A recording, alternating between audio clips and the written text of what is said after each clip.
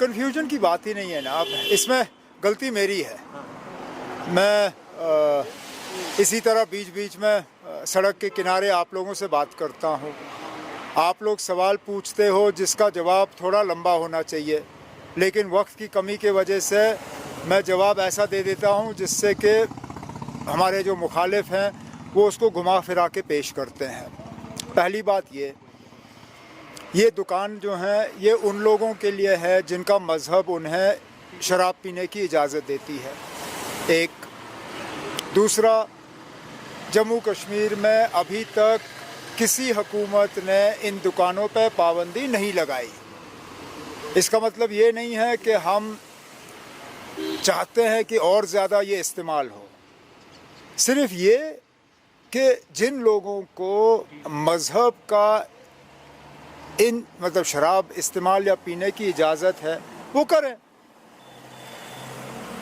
हमारा मज़हब हमें इजाज़त नहीं देती, ना हम चाहते हैं कि लोग इस तरफ जाएं। इसलिए हमारी हुकूमत से दो तीन चीज़ें हुई। एक तो हमने कोई नया दुकान नहीं खोला। दूसरा, मुकम्मल हमारी कोशिश रही कि कोई दुकान ऐसी जगह ना हो जहां हमारे नौजवान जो हैं कोई गलत रास्ता अपनाने की कोशिश करें। अब मेरे मुखालिफ जो हैं इस बयान को लेके अपनी गलतियों को छुपाने की कोशिश करते हैं। अगर मेरा ये कहना इतना ही गलत था तो जब उनकी हुकूमत थी उन्होंने क्या किया? क्योंकि ठीक जो बात मैंने गांदरबल में की वही बात असेंबली में रिकॉर्ड पे पीडीपी के उस वक्त के फाइनेंस मिनिस्टर ने की। मैं फिर इस बात को दोहराता हूँ ना, ये दुकान सबके लिए नहीं है। जम्मू कश्मीर में मुख्तलिफ सोच रखने वाले लोग रहते हैं, मुख्तलिफ मज़हब के लोग रहते हैं। यहाँ तक कि जम्मू कश्मीर से बाहर से जो लोग आते हैं ये उनके लिए हैं, ये लोकल लोगों के लिए नहीं है। सीधी सी बात है। अब बात का बतंगड़ बनाने का मेरे मुखालिफों को एक आदत सी हो गई है। वो अपनी सफाई देते रहें, मेरी बातों को या मेरे साथी के किसी बातों को तोड़ मरोड़ के पेश करना, उससे कोई ख़ास ना उनको फ़ायदा होगा ना हमें नुकसान होगा। काश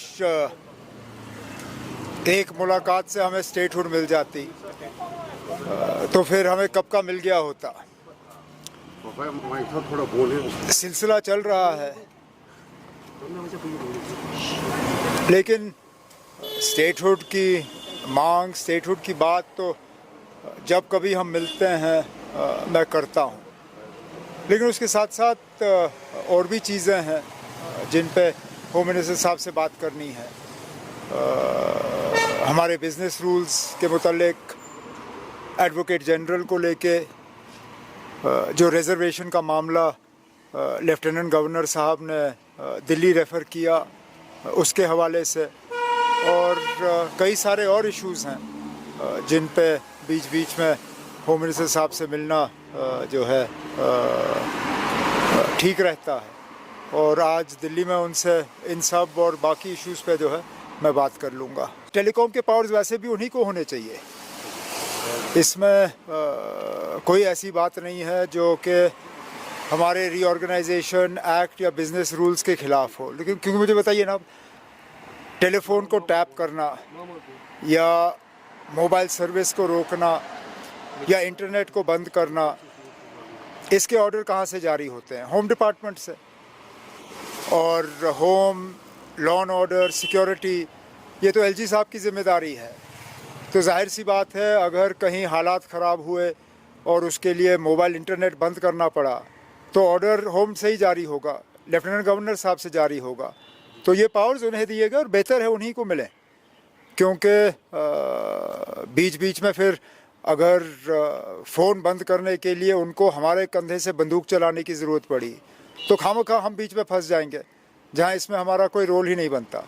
तो फ़िलहाल जब तक सिक्योरिटी और लॉ एंड ऑर्डर की ज़िम्मेदारी एलजी साहब के पास है तब तक ये पावर्स भी उन्हीं के पास होने चाहिए।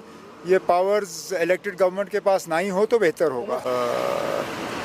2-4 दिन लगे,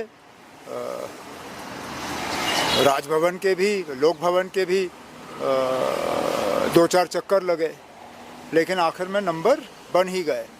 ये नौबत आनी नहीं चाहिए थी।